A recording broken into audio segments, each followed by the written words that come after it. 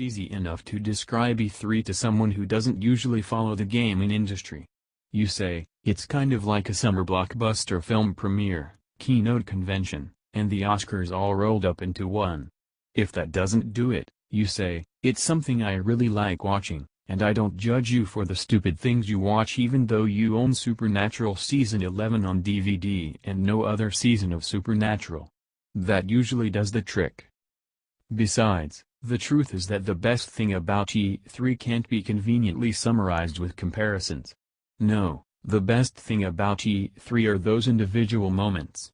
A big game reveal, a shockingly bad celebrity appearance, a bombshell console announcement.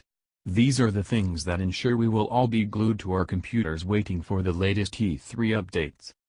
So what are the definitive moments in E3 history? Which occurrences, both good and bad, summarize everything that is E3? Here's our list of 15 definitive moments. 15. Microsoft's painfully long keynote reveal, E3 2010. You can't talk defining E3 moments without including at least one botched peripheral reveal, but which botched peripheral reveal to choose? Joe McHale awkwardly suffering through a game of Ubisoft's BattleTech? Sony almost sinking their brand with the infamous Wonder Book? Wii Music. Wii Music? In the end, this honor goes to the Kinect reveal for the simple fact that Microsoft chose to devote so much of their 2010 E3 stage time to showing off a device which clearly wasn't ready for prime time. It's one thing that the Kinect often didn't work properly during the presentation, that's fairly standard for E3 failures, but the moment that a parade of unenthusiastic participants bombarded the stage to participate in awkward whitewater rafting, fake popcorn eating, and extended yoga sessions, Microsoft ensured that everyone in attendance was not going to buy a Kinect out of sheer spite. 14. Gabe Newell appears during Sony's E3 conference, E3 2010. The word surreal has joined the likes of Epic in the category of words that the people of the internet have collectively watered down.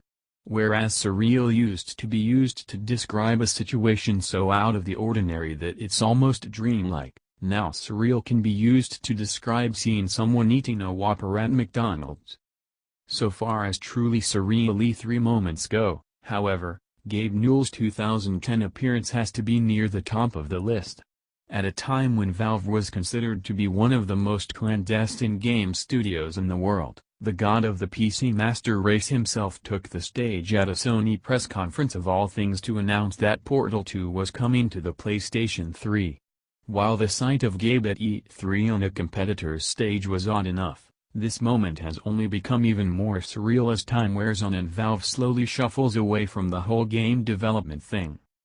13. Bethesda hosts the perfect press conference, E3 2015. While non-console manufacturers getting their own E3 conference wasn't entirely unheard of by the time that Bethesda took the stage at E3 2015, it was a bit unusual for all but the industry's most powerful corporations to get their own stage time at the biggest event of the year. Sure, Bethesda was a fairly beloved game developer, but an entire E3 press conference devoted to the studio?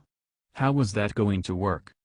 Bethesda showed everyone exactly how it was going to work by pulling off what could arguably be described as the perfect E3 press conference. It began with shockingly good footage of Doom, continued with the much-anticipated debut of Dishonored 2, and concluded with a Fallout 4 reveal that was made all the more shocking by the announcement that the game would be available in a matter of mere months. Bethesda's 2015 presentation set a new gold standard for game-focused conferences and proved that the right studio could steal the show from anyone. 12. Reggie Fils-Aimé introduces himself to the gaming world, E3 2004.